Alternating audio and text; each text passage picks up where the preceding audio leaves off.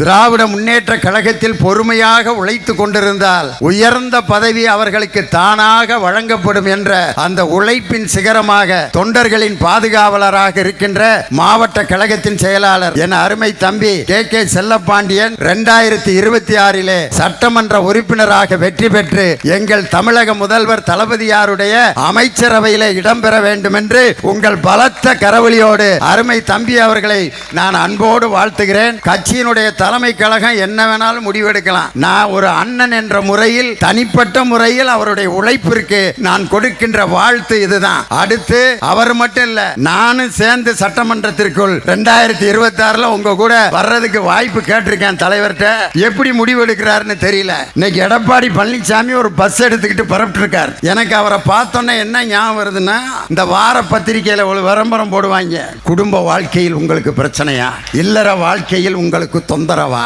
ஏன் திருமணம் முடித்தோம் என்ற பயமா, கவலை வேண்டாம். ஒவ்வொரு ஊருக்கும் நாங்கள் வந்து லேகியம் சப்ளை செய்கிறோம். டாக்டர் விஜயம் அப்படின்னு லாட்ஜில் டேட் போட்டு அந்த டேட்ல டைம் போட்டிருப்பேன். 9 to 10 லாட்ஜில் டாக்டரை சந்திக்கலாம் அப்படின்னு ஒரு லேகிய பாட்டில் ஒரு சூட் கேஸில் தூக்கிட்டு எப்படி ஊர் ஊராக லேகியம் விற்கிற டாக்டர் போய்கிட்டு இருக்காரோ அது மாதிரி தான் அண்ணன் எடப்பாடி பழனிசாமி லேகியம் விற்றுக்கிட்டு இருக்கார். நல்ல வியாபாரிக சந்தையில் எப்படி விற்பான்னா, அரிசி விற்றுக்கிட்டு இருப்பான். அண்ணே அரிசி கிலோ எவ்வளவுண்ணே? 40 ரூபா.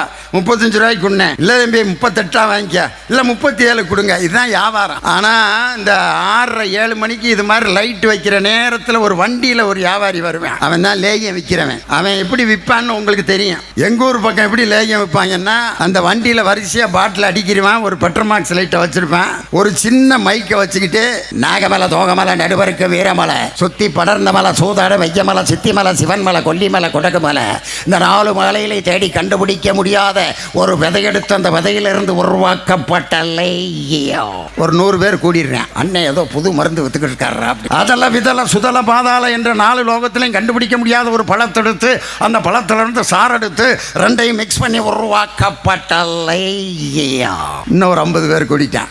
சில பேர் வாளியில தண்ணி எடுத்துக்கிட்டு பாத்ரூம்ல போய் சென்டர் பண்ணி உட்காருவான். மொக்குவான், முனகுவான், திக்குவான், திணறுவான், எந்திரிப்பான், உட்காருவான். சும்மா டமார் டுமார் டுமில் டமில் அப்படின்னு சவுண்டுகள் வந்துகிட்டு இருக்கும். மேட்ரு கீழே இறங்காம சிரமப்பட்டுக்கிட்டு இருப்பான். நம்ம லேகியத்தை காலையில் ஒரு உருண்டை, மத்தியானம் ஒரு உருண்டையை சாப்பிட்டு ஒரு செம்பு சுடுதண்ணியை குடிச்சிங்கன்னா சும்மா நாட்டுக்கொட்டை செட்டியார் காசை கொட்டின மாதிரி பக்கெட்ல தண்ணியை வச்சு சென்டர் பண்ணி உட்கார்றதுக்கு முன்னாடியே சும்மா சும்மா